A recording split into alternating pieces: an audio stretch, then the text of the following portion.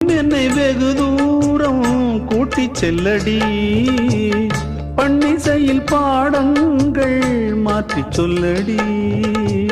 கன்னி உந்தன் மனக்கூண்டில் என்னை தள்ளடி, கண்ணசைத்து அங்கேயே வைத்துக் கொள்ளடி.